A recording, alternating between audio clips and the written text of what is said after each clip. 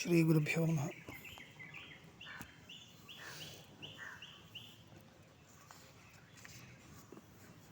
न आत्मा अश्रुतेर्नित्यत्वाच्च ताभ्यः इति। अत्रापि आत्मनः उत्पत्तिरस्ति न वा इत्येव विचारः। पूर्वस्मिन्नप्यधिकरणे तथैव आसीत्, परन्तु वैलक्षण्यम् उक्तं। पूर्वस्मिन् अधिकरणे शरीरसम्बन्धकाले आत्मनः उत्पत्तिरस्ति वा इति, जन्ममरणव्यवहारविषयत्वात् आत्मनः उत्पत्तिरस्ति वा न वा इति तत्र नास्ति इत्युक्तं। शरीरसम्बन्ध एव जन्म, शरीरवियोग एव मोक्षः, मोक्षः न मरणम् इत्येवम् आत्मनः उत्पत्तिनाशौ निराकृतौ। तथापि कल्पादौ आकाशादिवत् सृष्टिरस्ति वा इति, जीवस्य उत्पत्तिः सम्भवति न वा इति इदानीं विचार्यते। अस्य आत्मा जीवाख्यः अस्ति, आत्मा जीवाख्यः शरीरेन्द्रियपञ्जराध्यक्षः कर्मफलसम्बन्धी अस्ति। जीवो नाम कश्चिदस्ति, शरीरेन्द्रियपञ्जराध्यक्षः कर्मफलसम्बन्धी। सः किं व्योमादिवदुत्पद्यते ब्रह्मणः सकाशादिति। आहोस्वित् ब्रह्मवदेव नोत्पद्यते इति। इदानीं व्यावहारिकं भेदं स्वीकृत्य एव विचारं कुर्मः। व्यावहारिकं भेदं पञ्जरादिसम्बन्धी शरीर इन्द्रिय पञ्जरं, पञ्जरं नाम किमस्ति, पेटकम् इति समूहः इत्यर्थो न। पञ्जरं नाम पेटकम् इत्यर्थः। पेटकवत् इदं शरीर इन्द्रियादिसहितं यत् पेटकं, तस्य अध्यक्षः। पशवः यत्र स्थाप्यन्ते तादृश इदं खलु पञ्जरशब्दस्य नाम पशवः स्थाप्यन्ते खलु, पक्षिणः पशवः अस्तु, तदेव तादृशमेव, तदेव तदपि पेटकम् इत्येव खलु संस्कृते वक्तव्यं। तदेव शरीरेन्द्रियपञ्जराध्यक्षः कर्मफलसम्बन्धी। सः किं व्योमादिवदुत्पद्यते ब्रह्मणः सकाशात् आहोस्वित् ब्रह्मवदेव नोत्पद्यते इति। एवञ्च पूर्वपक्षे ब्रह्मणः सकाशात् उत्पद्यते इति ब्रह्म जीवस्य उपादानकारणम् इति पूर्वपक्षः। ब्रह्मणः सकाशात् जीवः उत्पद्यते इति, यतोहि श्रुतिविप्रतिपत्तेः विषयः संशयो भवति। अत्र बृहदारण्यके काचन श्रुतिः सर्वे एते आत्मानो व्युच्चरन्ति इत्यस्ति। सर्वे एते आत्मानः व्युच्चरन्ति इति उत्पत्तिः श्रूयते इति। तदादाय तर्हि सन्देहो भवति जीवस्यापि उत्पत्तिरस्ति वा इति। श्रुतिविप्रतिपत्तेर्विषयः कासुचित् शाखासु अग्निविस्फुलिङ्गादिनिदर्शनैः जीवात्मनः परस्मात् ब्रह्मणः उत्पत्तिराम्नायते। यथा अग्नेर्विस्फुलिङ्गाः विप्रतिष्ठेरन्, एवमेव एतस्माद् आत्मनः सर्वे प्राणाः क्षुद्राः विस्फुलिङ्गाः विच्चरन्ति यथा, तथा आत्मानः विच्चरन्ति इति। पूर्णं वाक्यं कथमस्ति पश्यामः। अत्र न उद्धृतं वा स्यात्, पश्यामि। इदमेव विवक्षितं वाक्यमिदमेव। अग्निविस्फुलिङ्ग आदि निदर्शनैः दृष्टान्तैः जीवात्मनः परस्मात् आचार्यः अधस्तात् किञ्चित् वर्तते, पठतु। तद्वाक्यं वक्तव्यं खलु। यथा अग्नेः क्षुद्राः विस्फुलिङ्गाः व्युच्चरन्ति, एवमेव अस्माद् आत्मनः सर्वे प्राणाः यथायतनं विप्रतिष्ठन्ते। प्राणेभ्यो देवाः, देवेभ्यो लोकाः तदन्यत् तत्र इति। प्राणादेर्भोगायतनस्य सृष्टिं शिष्ट्वा सर्वे एते आत्मानो व्युच्चरन्ति इति अग्रे अत्रैव भाष्ये अस्ति। भाष्ये एव अग्रे अस्ति। अस्तु, कासुचित्तु अविकृतस्यैव परस्य ब्रह्मणः कार्यप्रवेशेन जीवभावो विज्ञायते न च उत्पत्तिराम्नायते इति। अन्यत्र बहुत्र उपनिषत्सु अविकृतस्यैव परमात्मनः शरीरं प्रविष्टस्य जीवभावः इति च उच्यते। तर्हि संशयो भवति। एवं प्राप्ते तावत् उत्पद्यते जीवः इति। प्राप्तं तावत् तत्र प्राप्तं तावत् उत्पद्यते जीवः इति पूर्वपक्षः प्राप्तः। कुतः? प्रतिज्ञा अनुपरोधादेव। प्रतिज्ञा अनुपरोधात् इति वेदधिकरणे उक्तः न्यायः। ब्रह्मणो व्यतिरिक्तं यत्किञ्चित् उपलभ्यते तत्सर्वं ब्रह्मणसकाशात् उत्पन्नम् इति वक्तव्यमित्युक्तं। तत्र अयम् उत्सर्गः। यद्यपि अयम् उत्सर्गः, तर्हि अयम् उत्सर्गः बहुत्र त्यज्यते, परन्तु कुत्र त्यक्तव्यम् इति विचारणीयं खलु। तर्हि जीवात्मनः विषये इदं त्यक्तव्यं न वा इति उत्पद्यमानत्वं वक्तव्यं न वा? प्रतिज्ञानिरूपणाय, प्रतिज्ञायाः उपपादनाय जीवात्मनः अपि उत्पद्यमानत्वं वक्तव्यं न वा इति तत्र वक्तव्यमेव इति पूर्वपक्षी मन्यते प्रतिज्ञानुपरोधात्। एकस्मिन् विदिते सर्वमिदं विदितम् इति इयं प्रतिज्ञा सर्वस्य वस्तुजातस्य ब्रह्म प्रभवत्वे सति न उपरुध्येत। ब्रह्मप्रभवत्वं वक्तव्यं, तेन च उपादेयभावकृतं तादात्म्यं लभ्यते, अन्यथा उपरुध्येत इति। तत्त्वान्तरत्वे तु जीवस्य प्रतिज्ञा इयम् उपरुध्येत। जीवस्य तत्त्वान्तरत्वे, जीवः नाम यदि तत्त्वान्तरं स्यात्, तत्त्वतः भिन्नपदार्थः स्यात्, तर्हि इयं प्रतिज्ञा उपरुध्येत। न च अविकृतः परमात्मा एव जीवः इति शक्यते विज्ञातुं। एवम् उच्यतां। तत्त्वान्तरत्वं मास्तु, सिद्धान्तिना वक्ष्यमाणरीत्या परमात्मा एव जीवः इति उच्यताम्। इदानीमपि प्रतिज्ञा उपपादयितुं शक्यते किल इति न। लक्षणभेदात् सामान्यतः जीवब्रह्म भेदसाधिकां युक्तिम् अत्र पूर्वपक्षी उपन्यस्यति। परे यद्वदन्ति तदेव। लक्षणभेदात् अपहतपाप्मत्वादिधर्मको हि परमात्मा तद्विपरीतो हि जीवः। विभागाच्च अस्य विकारत्वसिद्धिः। विभागाच्च यावद् लक्षणभेदात् इत्यस्य स्वरूपभेदात् इत्यर्थः। एवं स्वभावभेदात् इति धर्मभेदात् विरुद्धलक्षणाक्रान्तत्वात् भिन्नत्वं स्वभावभेदात्। विभागाच्च अस्य विकारत्वसिद्धिः। यावद् विकारं तु विभागो लोकवत् इत्युक्तं वेदधिकरणे। अत्रापि अयमपि विभागः कश्चन दृश्यते। ब्रह्मापेक्षया जीवो नाम कश्चन विभागः दृश्यते। यावान् हि आकाशादिः प्रविभक्तः स सर्वो विकारः। तस्य च आकाशादेः उत्पत्तिः समधिगता। जीवात्मापि पुण्यापुण्यकर्मा सुखदुःखयुक् प्रतिशरीरं प्रविभक्तः इति तस्यापि प्रपञ्चोत्पत्त्यवसरे उत्पत्तिर्भवितुमर्हति। प्रपञ्चस्य उत्पत्त्यवसरे महाभूतानां सृष्टिकाले जीवात्मनः अपि उत्पत्तिः वक्तव्या भवितुमर्हति। पुण्यापुण्यकर्मा अयं वर्तते, अत एव परमात्मनसकाशात् भिन्नः इति वक्तव्यं। तर्हि अस्यापि उत्पत्तिर्वक्तव्या इत्येवम्। अपि च श्रुतिरपि उच्यते, यथा अग्नेः क्षुद्राः विस्फुलिङ्गाः व्युच्चरन्ति एवमेव एतस्माद् आत्मनः सर्वे प्राणाः इति प्राणादेः भोग्यजातस्य सृष्टिं शिष्ट्वा, भोग्यजातस्य सृष्टिम् उपन्यस्य शिष्ट्वा उपदिश्य सर्वे एते आत्मानो व्युच्चरन्ति इति भोक्तॄणाम् आत्मनां पृथक् सृष्टिं शास्ति। तर्हि भोक्तुरपि सृष्टिः वक्तव्या इति तदपि तत्र उच्यते।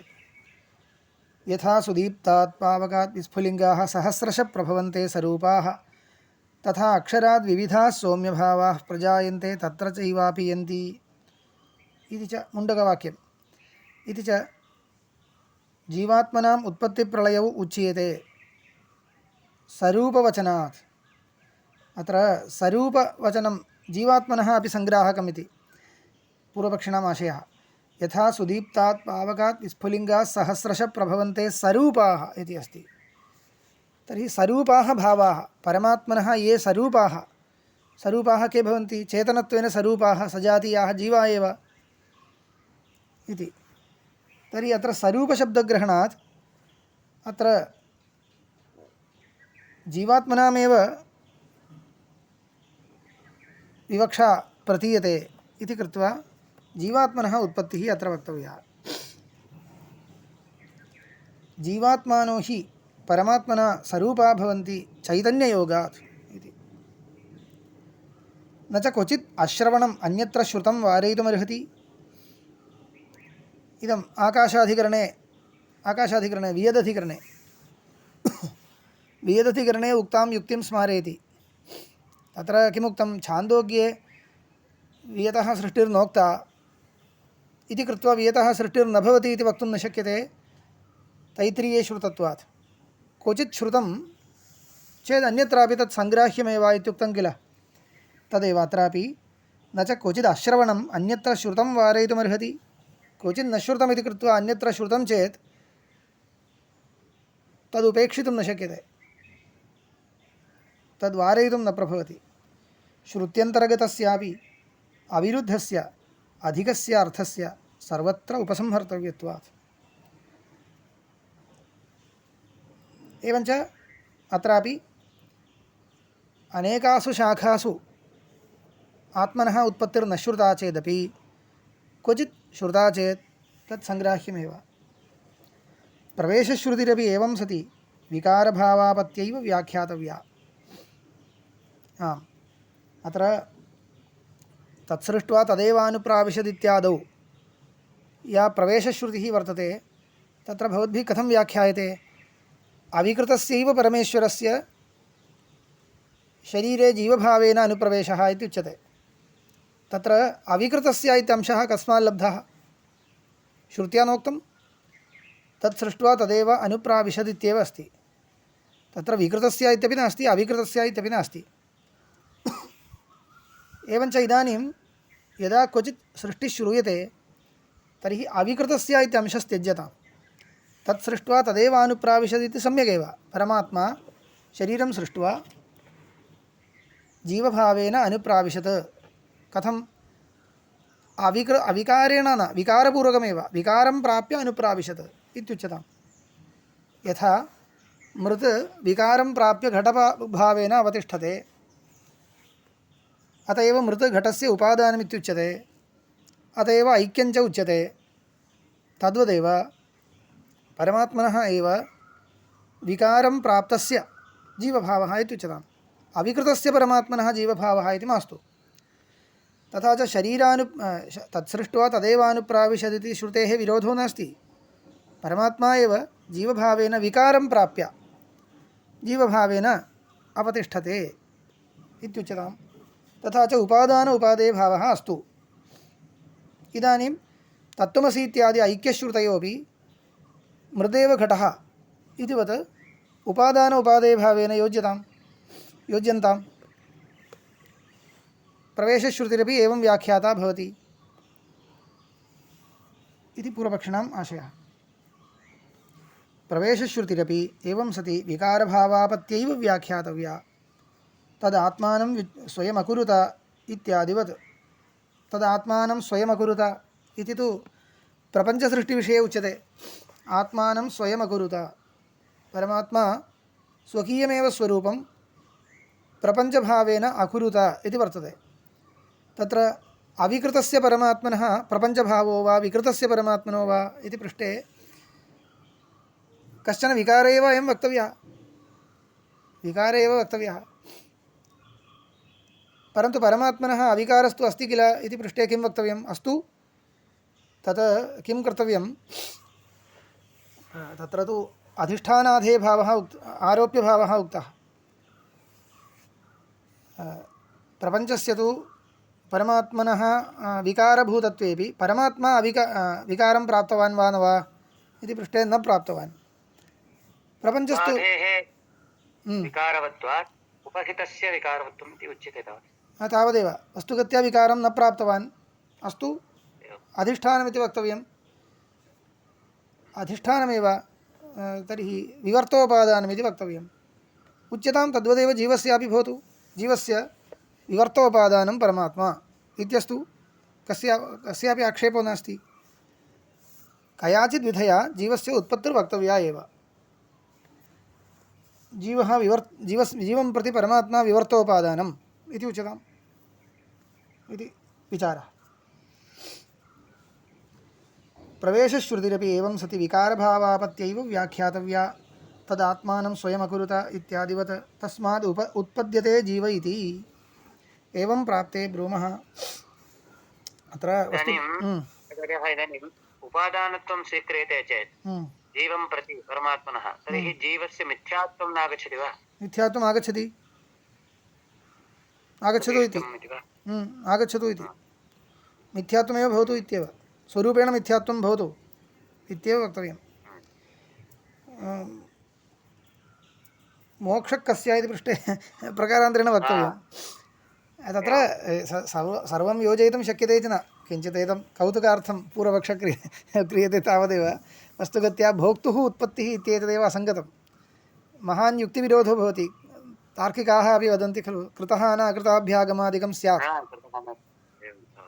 तादृशयुक्तयः सन्त्येव एतत्तु आपाततः किञ्चित् पूर्वपक्षः कर्तव्यः खलु अतः उच्यते परन्तु एते सर्वे प्रश्नाः कृताः वर्तन्ते प्रश्नाः इति न एतत् सिद्धान्तत्वेन कैश्चित् स्वीकृतमपि स्यात् अतः चिन्तनं तु कर्तव्यम् एवं रीत्या योजयितुं शक्यते वा इति अधिकरणं व्यर्थम् इति न मन्तव्यं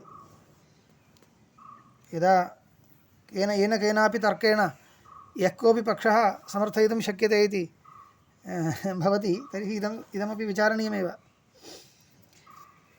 एवं प्राप्ते ब्रूमः न आत्मा जीवः उत्पद्यते इति कस्मात् अश्रुतेः इति न आत्मा अत्र श्रुतिं सूत्रं पश्यतु न आत्मा अश्रुतेः नित्यत्वाच्च ताभ्यः इति अस्ति तत्र अश्रुतेः प्रथमतः न ह्यस्य उत्पत्तिप्रकरणे श्रवणमस्ति भूयस्सु प्रदेशेषु इति भूयस्सु प्रदेशेषु इति योजितं यतोहि क्वचिदपि श्रवणं नास्ति इति वक्तुं न शक्यते क्वचित् श्रवणम् उक्तं खलु अतः भूयस्सु प्रदेशेषु अस्य उत्पत्तिर्न श्रूयते इति सूत्रं योजितं परन्तु शङ्का भवति भूयस्सु प्रदेशेषु नोक्तम् इति कृत्वा नास्ति इति वक्तुं शक्यते वा इति ननु क्वचिदश्रवणम् अन्यत्र श्रुतं न वारयति इत्युक्तम् इति उक्तं किल वियदधिकरणन्यायः क्वचिदश्रुतं सर्वत्र श्रुतं वारयितुं न प्रभवति किल इत्युक्ते सत्यम् उक्तं तथा उक्तं परन्तु सः न्यायः अत्र न योजनीयः इति यतोहि अत्र क्वचित् श्रुतं चेदपि अन्यत्र सङ्गृहीतुं शक्यते कथं कदा इत्युक्ते असति विरोधे असति बाधके अत्र तु क्वचित् श्रुतं चेदपि तत् सङ्गृहीतुं न शक्यते इति वक्तव्यं यतः अत्यन्तं विरोधो भविष्यति उपपत्तिर्नास्ति अनुपपन्नत्वात् भोक्तुः उत्पत्तिः अनुपपन्ना इति कृत्वा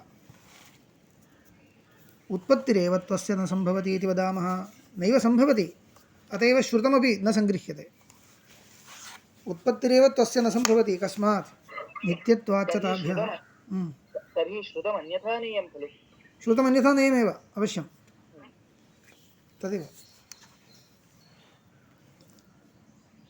नित्यत्वात् च ताभ्यः च शब्दात् अजत्वादिभ्यश्च नित्यत्वं ह्यस्य श्रुतिभ्यः अवगम्यते इत्युक्ते नित्य श्रुतिविरोधः एव भवति इति केवलं युक्तिविरोधः इति न इत्येव न श्रुतार्थापत्यापि इदं विरुध्यते यतोहि नित्यत्वं श्रुतं जीवस्य अन्यत्र बहुत्र श्रुतमस्ति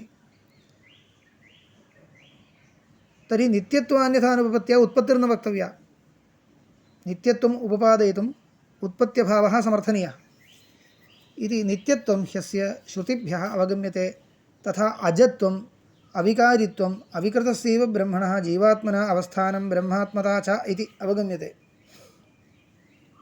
अजत्वम् अविकारित्वम् अविकृतस्यैव ब्रह्मणः जीवात्मना अवस्थानं ब्रह्मात्मता च सर्वं त्यक्तव्यं स्यात् अथवा गौणं व्याख्येयं स्यात्। एतदपेक्षया वरं जीवस्य उत्पत्तिरेव नास्ति इति स्वीकारः उचितः। न च एवं रूपस्य उत्पत्तिरुपपद्यते इति। कास्ताः श्रुतयः इति यत्र सूत्रं व्याख्यायते। नित्यत्वाच्च ताभ्यः श्रुतिभ्यः कास्ताः श्रुतयः न जीवो म्रियते। अत्र कुत्रापि साक्षात् उत्पत्तिर्नास्ति इति नोक्तं। श्रुतार्थापत्या योजनीयमित्येव।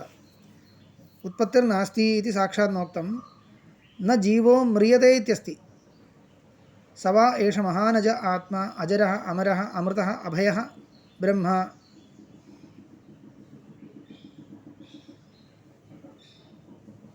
न जायते म्रियते वा विपश्चित् अजो नित्यशाश्वतोऽयं पुराणः। अत्र तु उक्तम् इति वक्तुं शक्यते। न जायते इति पृथक् अस्ति। अजो नित्यशाश्वतोऽयं पुराणः तत् सृष्ट्वा तदेव अनुप्राविशत् अनेन जीवेन आत्मना अनुप्रविश्य नामरूपे व्याकरवाणी स एष इह प्रविष्ट आनखाग्रेभ्यः तत्त्वमसि अहं ब्रह्मास्मि अयमात्मा ब्रह्म सर्वानुभूः इत्येवमाद्याः नित्यत्ववादिन्यः सत्यः जीवस्य उत्पत्तिं प्रतिबध्नन्ति। आचार्यः महावाक्येन कथम् अवगम्यते इदम्? ऐक्यान्यथानुपत्त्या। तत्र अनेकाः अन्यथानुपत्तयः उक्ताः। ऐक्यान्यथानुपत्तिः, एवं प्रवेशश्रुत्यन्यथानुपत्तिः, नित्यत्वश्रुत्यन्यथानुपत्तिः, एतत् सर्वं। तस्मात् किं जातं तदेव अन्यत्र श्रुतं कदा सङ्ग्राह्यम् इत्युक्ते मानान्तर अविरोधे सत्येव। अत्र तु युक्तिविरोधश्च वर्तते, श्रुतिविरोधश्च वर्तते, श्रुतार्थापत्तिविरोधश्च वर्तते। अस्यां दशायां क्वचित् श्रुतम् अन्यत्र सङ्ग्राह्यम् इति वक्तुं न शक्यते। ननु प्रविभक्तत्वाद् विकारो विकारत्वाच्च उत्पद्यते इत्युक्तं। प्रविभक्तत्वाद् विकारत्वं वक्तव्यं, विकारत्वे सति उत्पद्यमानत्वं वक्तव्यम् इति उक्तं किल इति। जीवः नाम परमात्मनः सकाशात् प्रविभक्तं पदार्थान्तरमिति प्रतीयते, तर्हि विकारत्वं वक्तव्यम्, उत्पद्यमानत्वं वक्तव्यम् इति चेत् अत्रोच्यते नास्य प्रविभागः स्वतोऽस्ति। स्वतः प्रविभागः कोऽपि नास्ति। प्रविभागः कथं प्रदर्शितः पूर्वपक्षिणा इत्युक्ते अपहतपात्मत्वादिगुणः परमात्मा प्रतीयते, जीवस्तु कर्मफलानुबन्धी इति। परन्तु एतत् सर्वं स्वरूपेण प्रविभागं प्रति कारणं न। किन्तु एते सर्वे किमुक्तं गीतायाम्, एते ये भेदकधर्माः जीवपरमात्मनोः वर्तन्ते ते सर्वे क्षेत्रधर्माः न तु क्षेत्रज्ञस्य धर्माः इति। जीवस्य परमात्मनः सकाशात् भेदकाः ये धर्माः प्रतीयन्ते ते क्षेत्रस्यैव धर्माः न तु क्षेत्रज्ञस्य। तस्मात् स्वरूपेण जीवात्मनः परमात्मनः सकाशात् भेदकाः न भवन्ति। मिथ्यात्वाच्च परमार्थतो भिन्नाः खलु, परमार्थतो विद्यमानाः धर्माः खलु भेदकाः भवन्ति। अत्र तु यद्यपि क्षेत्रधर्माः क्षेत्रज्ञे आरोपिताः, परन्तु क्षेत्रज्ञे आरोपितत्वात् परमार्थतो न सन्ति। तर्हि यादृशः सः आरोपः तादृश एव भेदो वक्तव्यः। क्षेत्रधर्माणां जन्ममरणादीनां क्षेत्रज्ञे यादृशः आरोपो नाम व्यावहारिकः आरोपः, तर्हि व्यावहारिक आरोपकृतः यः प्रविभागः सोऽपि व्यावहारिक एव भवति इति अस्माकं सुलभं समाधानं। तदेव उच्यते नास्य प्रविभागः स्वतोऽस्ति एको देवः सर्वभूतेषु गूढः सर्वव्यापी सर्वभूतान्तरात्मा इति श्रुतेः बुद्ध्याद्युपाधिनिमित्तं तु अस्य प्रविभागप्रतिभानम् आकाशस्य इव घटादिसम्बन्धनिमित्तं। प्रविभागप्रतिभानं प्रविभागप्रतीतिः बुद्ध्याद्युपाधिनिमित्तं तु अस्य प्रतिभानम् आकाशस्य इव घटादिसम्बन्धनिमित्तं तथा च शास्त्रं स वा अयमात्मा ब्रह्म विज्ञानमयो मनोमयः प्राणमयश्चक्षुर्मयः श्रोत्रमयः इत्येवमादि ब्रह्मणः एव अविकृतस्य सतः अस्य एकस्य अनेकबुद्ध्यादिमयत्वं दर्शयति। अस्य अनेकबुद्ध्यादिमयत्वं अनेकमयत्वं विज्ञानमयत्वं मनोमयत्वं प्राणमयत्वं चक्षुर्मयत्वम् इति एतत् सर्वं तद्विकारत्वम् इत्यर्थे नास्ति। तद्विकारत्वम् इत्यर्थो नात्र विवक्षितः। कथं तर्हि कथमर्थो वक्तव्यः इति उच्यते। तन्मयत्वं चास्य तद्विभक्तस्वरूप अनभिव्यक्त्या तदुपरक्तस्वरूपत्वम् इति। तद्विभक्तस्वरूप अनभिव्यक्त्या तदुपरक्तस्वरूपत्वम् इति।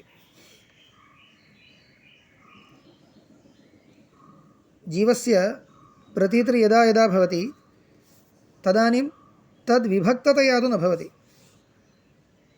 एते ये पदार्थाः निर्दिष्टाः विज्ञानमयः मनोमयः प्राणमयः इति विज्ञान प्राण मन आदि पदार्थाः ये भवन्ति ततो विभक्ततया जीवस्तु न प्रतीयते इति लोकानुभवः अस्माकं।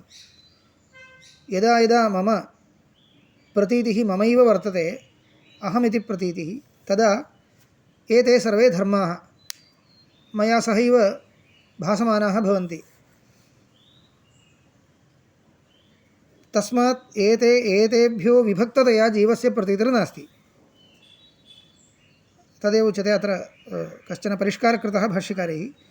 तद्विभक्तस्वरूप अनभिव्यक्त्या तद्विभक्तस्य स्वरूपस्य अभिव्यक्तिर्नास्ति। जीवः यदा यदा प्रतीयते तदा एतैः पदार्थैः सहैव प्रतीयते इति कृत्वा तदुपरक्तं भवति जीवस्य स्वरूपम् इति अस्माकं भ्रमो भवति। वस्तुगत्या जीवस्य स्वरूपं तैः उपरक्तं प्रतीयते। उपरक्तमिति भ्रमो भवति। कुतः? उपरक्ततया प्रतीयमानत्वात्। यदा यदा जीवः प्रतीयते तदा मन आदिभिरुपरक्ततया एव प्रतीयते इति कृत्वा अस्य स्वरूपमपि तथैव इति प्रतीयते तावदेव, वस्तुगतिर्न। तथा प्रतीयमानत्वम् आदाय तन्मयत्वं वक्तव्यम्। पूर्वं अनेकबुद्ध्यादिमयत्वम् इति अस्ति खलु, तत्र अनेकत्वं कुत्र विशेषणमिति नावगतम्। अनेके ये बुद्ध्यादयः अनेके ये बुद्ध्यादयः तन्मयत्वमिति। परन्तु इदानीं किमपेक्षते? जीवस्य भेदः अपेक्षते। इदानीं बुद्ध्यादयः अनेकाः भवन्तु, परन्तु तत्र बुद्धिमयः यः स एव मनोमयः खलु तत्र। तर्हि किं वक्तव्यं नाम एकः बुद्धिमयः अन्यस्मात् बुद्धिमयात् भिन्नः इति वक्तव्यं। तर्हि अनेकत्वं न तत्सर्वं विवक्षितं नास्ति। तत्सर्वम् अत्र न विवक्षितम्। अत्र एका श्रुतिरुदाहृता किल। तत्र यद् अनेकमयत्वम् उक्तं तद् वस्तुगतिः उक्ता तावदेव।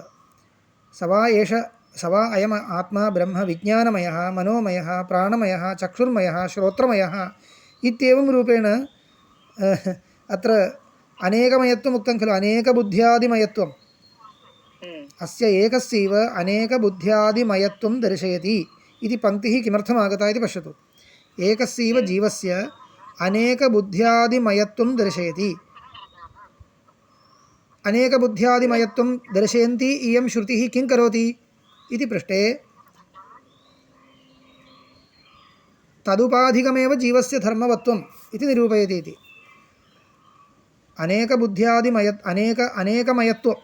अनेकमयत्वं नाम बुद्ध्यादिमयत्वं किमर्थं श्रुत्या उक्तम् इत्युक्ते तदीयधर्मान् आदाय एव तस्य परमात्मनः अपेक्षया पृथक्त्वं वक्तव्यं, न तु स्वरूपेण इति वक्तुं। तावदेव नाम प्रविभक्तत्वं दर्शयितुं। ये विज्ञानमयत्वात् मनोमयस्य प्रविभक्तत्वे तत्र तात्पर्यं नास्ति। विज्ञानमयः मनोमयः इत्यादि शब्दैः अनेकमयत्वम् उक्तं। तत् किमर्थम् इत्युक्ते बुद्ध्याद्युपाधिकृतमेव अस्य धर्मवत्वम् इति दर्शयितुं तावदेव विवक्षितम्। तत्र प्रसङ्गादिदं व्याख्यातं तावदेव तन्मयत्वं चास्य तत्र तन्मयत्वं कथम् इति वक्तव्यं खलु तदुपाधिकत्वमिति तदुपाधिकृत धर्मवत्वं तत्रापि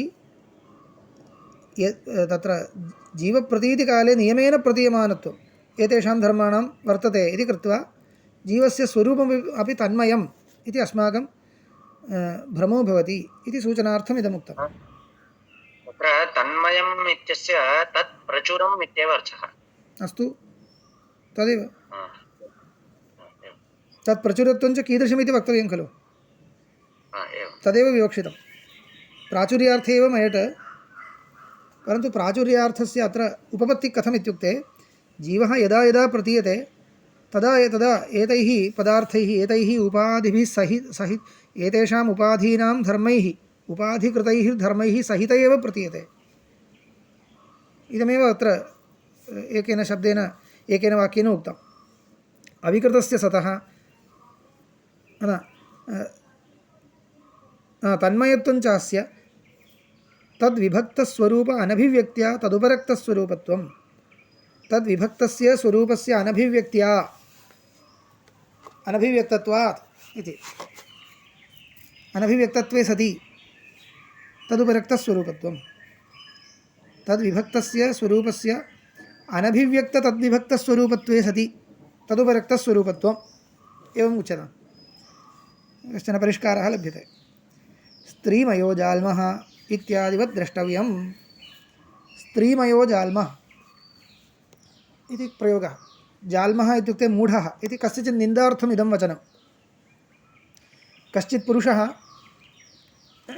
निन्द्यते स्त्रीमयः इति स्त्रीमयः इत्युक्ते कोऽर्थः अत्र अयं स्त्रीवद् व्यवहरति स्त्रीस्वभावः स्त्रैणः इत्युच्यते खलु पुरुषस्य स्त्रैणत्वं निन्द्यं वर्तते अत्र स्त्रीमयत्वम् इति मयट् प्रत्ययः वर्तते मयट् प्रत्ययेन किं विवक्षितं स्त्रीप्रचुरः इत्यर्थो न प्रचुरः इत्युच्यमाने सत्यपि विवक्षा का स्त्रीप्रचुरः इत्येव वक्तव्यं परन्तु प्राचुर्यं च कीदृशम् इत्युक्ते स्त्रीस्वभाव उपरक्तत्वम् एवं लोके प्रयोगः अस्ति इति तद्वदेव अत्रापि द्रष्टव्यं यदपि तत्र टिप्पण्याम् अन्यथा व्याख्यातं जाल्मः कामजडः स यथा स्त्रीपरतन्त्रः स्त्रीमयो व्यपदिश्यते इति व्याख्यातम् जाल्मः इति कः अर्थः उक्तः कामजडः इति कामजडः इति वा अस्तु समीचीनं कामाधीनः कामाधीनत्वात् न के जाल्म इति शब्दस्य सः वाच्यार्थः इति मम न भाति अस्तु यथा कथञ्चित् भवतु कामाधीनत्वात् स्त्रीमयत्वं वा यथा कथञ्चित् तत्र तात्पर्यं नास्ति तत् स्वभाव उपरक्तत्वम् इति मम अत्र युज्यते इति भाति यतः तदेव अत्र प्रकृतानुकूलम् अतः तथा उक्तं भवतु यदपि क्वचिदस्य उत्पत्तिप्रलयश्रवणं जीवस्य तदपि अत एव उपाधिसम्बन्धान् नेतव्यम् उपाध्युत्पत्त्या अस्योत्पत्तिः तत्प्रलयेन च प्रलयः इति तथा च दर्शयति प्रज्ञानघन एव एभ्यो भूतेभ्यः समुत्थाय तान्येव अनुविनश्यति न प्रैत्यसंज्ञास्ति इति इदं मैत्रेयीं प्रति न वा अरे अहं मोहं ब्रवीमि अविनाशी वा अरेयमात्मा इत्युक्तं प्रज्ञानघन एव एतेभ्यो भूतेभ्यः समुत्थाय तान्येव अनुविनश्यति न प्रैत्यसंज्ञास्ति इत्यत्र उपाधिनाशकृत विनाशः उक्तः न तु स्वरूपविनाशः तथा उपाधिप्रलय एव अयं न आत्मविलयः इत्येतदपि अत्रैव मा भगवन् मोहान्तमापीपदत् न वा अहमिदं विजानामि न प्रैत्यसंज्ञास्ति इति न प्रश्नपूर्वकं प्रतिपादयति अत्र मैत्रेयी पृच्छति भवान् किं माम् उपदिशति इदं न अहम् अवगच्छामि प्रैत्यसंज्ञा नास्ति इति कथम् इति प्रथमतः याज्ञवल्क्येन उक्तं प्रज्ञानघन एव एभ्यो भूतेभ्यः समुत्थाय तान्येव अनुविनश्यति न प्रैत्यसंज्ञा अस्ति इति अस्य स्वरूपमेव नास्ति इति प्रतीयते प्रेत्य एतत् श्रुत्वा उपदेशं श्रुत्वा मैत्रेयी चोदयति अत्रैव मा भगवन् मोहान्तम् आपीपदत्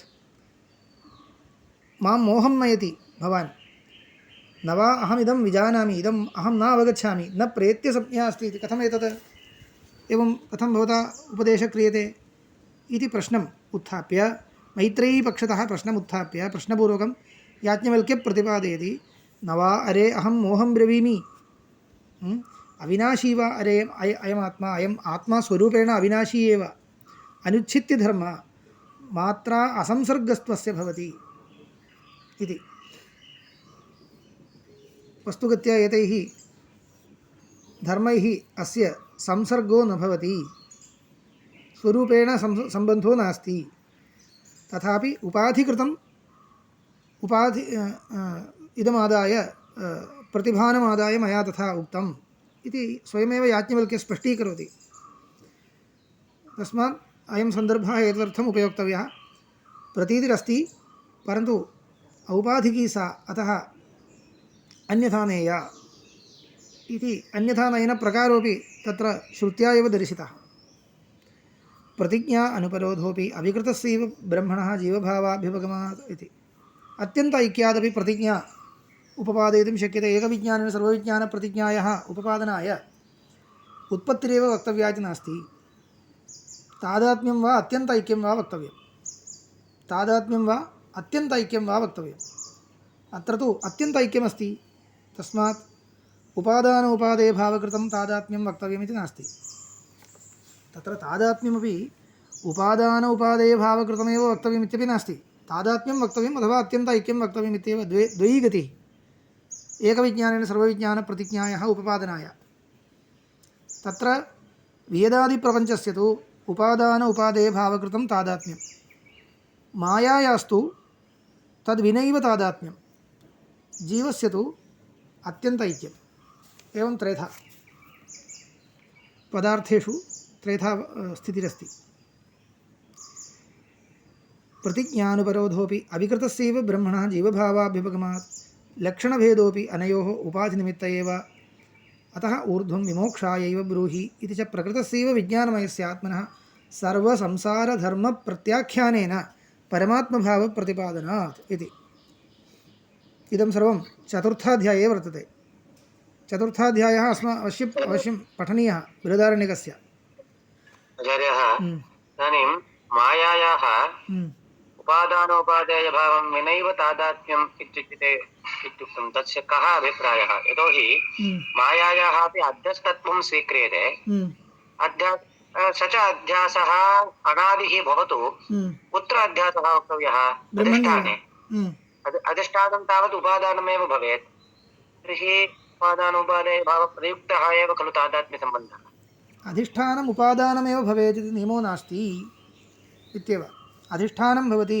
इति चेत् उपादानमेव इति न कार्यस्य आरोप्यस्य उत्पत्तिः यदि प्रमाणसिद्धा तर्हि तन्निरूपितम् उपादानत्वं भवति आरोप्यस्य उत्पत्तिः यदि प्रमाणसिद्धा नास्ति तर्हि तन्निरूपितम् उपादानत्वं नास्ति अधिष्ठानत्वमात्रं यतोहि अधिष्ठानत्वं नाम किम् इति यदा लक्षणमुच्यते तदा तत्र उपादानत्वघटितं नास्ति तत् आरोपकारणीभूत अविद्याविषयत्वं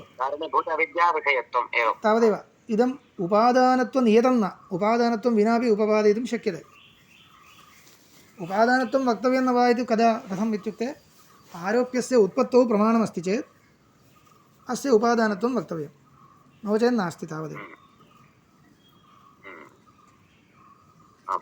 अत ऊर्ध्वं विमोक्षायैव ब्रूहि इति च प्रकृतस्यैव विज्ञानमयस्य आत्मनः सर्वसंसारधर्मप्रत्याख्यानेन परमात्मभावप्रतिपादनात् इति परमात्मभावः प्रतिपादितः अत्र सम्यक् कोटिक्रमेण वर्तते श्रुतौ एव वर्तते अस्माभिः पश्चात्तनैः उक्तमिति न याज्ञवल्क्यसंवादे जनकयाज्ञवल्क्यसंवादः अतीव अस्माकम् अद्वैतसिद्धान्तस्य अनुगुणः वर्तते अत्र तृतीयाध्याये वयं जल्पकथां पश्यामः याज्ञवल्क्येन सह अन्येषां बहूनां तदनन्तरं जनकसभायां गच्छति तत्र वादकथा प्रवर्तते तत्र एते सर्वे विषयाः सर्वसंसारधर्मवर्जितस्य आत्मनः परमात्मैक्यनिरूपणाय संवादः जनकयाज्ञवल्क्यसंवादः वर्तते तत्र प्रकृतस्यैव विज्ञानमयस्य आत्मनः सर्वसंसारधर्म प्रत्याख्यानेन परमात्मभावप्रतिपादनात् तस्मात् नैव आत्मा उत्पद्यते प्रविलीयते च इति उत्पत्तिप्रलयौ कदापि नास्ति सर्वथा नास्ति इति सृष्ट्यारम्भेपि नास्ति मध्यकालेपि नास्ति इति निर्णयः अस्तु अत्र समापयामि